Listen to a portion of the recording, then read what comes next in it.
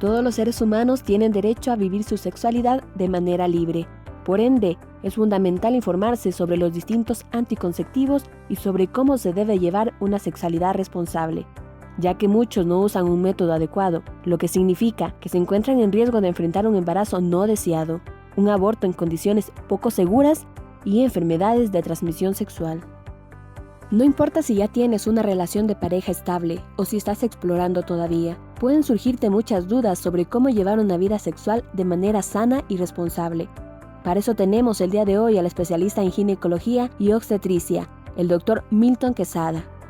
Médico por vocación, graduado en Medicina General y Cirugía en la Universidad Nacional de Loja y especialista en ginecología y obstetricia, graduado en la Universidad Estatal de Guayaquil.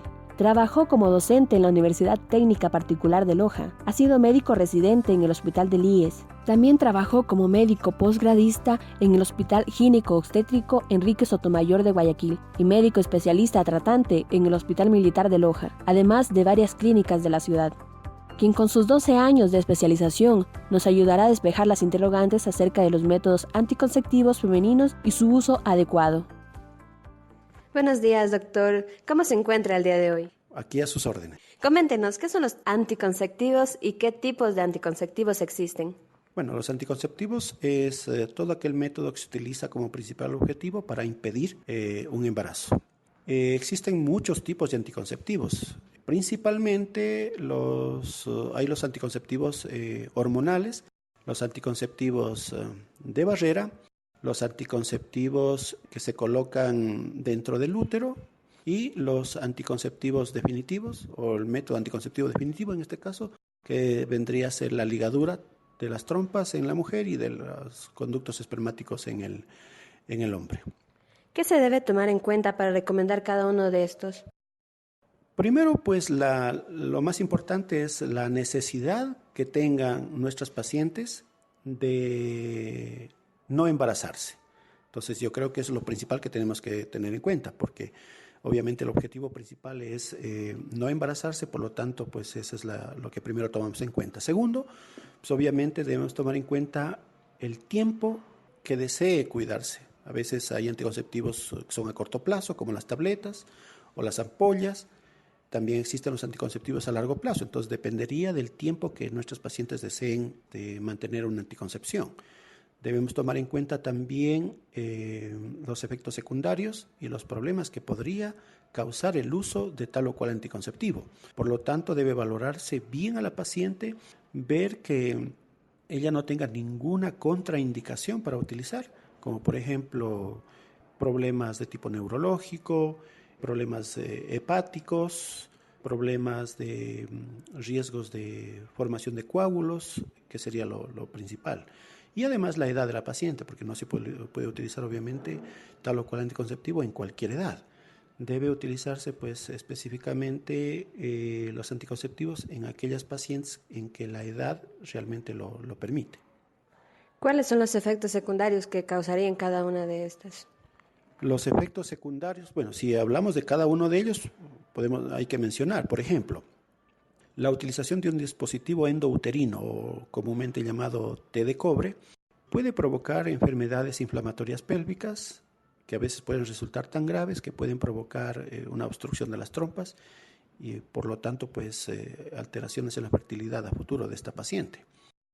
Al hablar de los anticonceptivos de tipo hormonal, el efecto secundario de esto sería de pronto alteraciones hepáticas, ya que estos tienen un metabolismo a nivel hepático, riesgo de tromboembolias, o sea, formación de coágulos, sobre todo en aquellas pacientes que tienen varices, riesgos en algunas pacientes de incremento de peso. En otros pacientes se les incrementa el riesgo de presentar cefaleas o algún tipo de malestar de tipo neurológico, aunque eso es raro, pero se ha visto. Es notorio que han existido debates con respecto a esta píldora que les voy a anunciar. Usted, como médico especialista, ¿qué nos puede decir de la píldora del día después? Si es considerada como anticonceptivo o píldora abortiva. Es en realidad un anticonceptivo, no se lo puede, y bueno, y eso ha sido un tema de discusión en muchos congresos, en muchos foros médicos. No es una píldora anticonceptiva, eso ya está claramente evidenciado. Es un anticonceptivo que se utiliza en casos de emergencia. Esto significa que al mantener una actividad sexual sin protección durante los días fértiles, esta tableta puede impedir obviamente un embarazo si se la toma inmediatamente. No se puede utilizar esto de forma indiscriminada o muchas veces, su nombre me lo dice, es una anticoncepción de emergencia para los casos justamente que le acabo de mencionar. Por lo tanto, pues esta tableta actúa impidiendo o disminuyendo la posibilidad de que el espermatozoide entre en contacto con el óvulo y obviamente haya fecundación. Y no es en realidad una abortiva, porque no ese es el efecto principal de esta tableta. Para conseguir esta píldora, ¿se necesita de alguna receta médica o se la puede comprar normalmente en farmacias?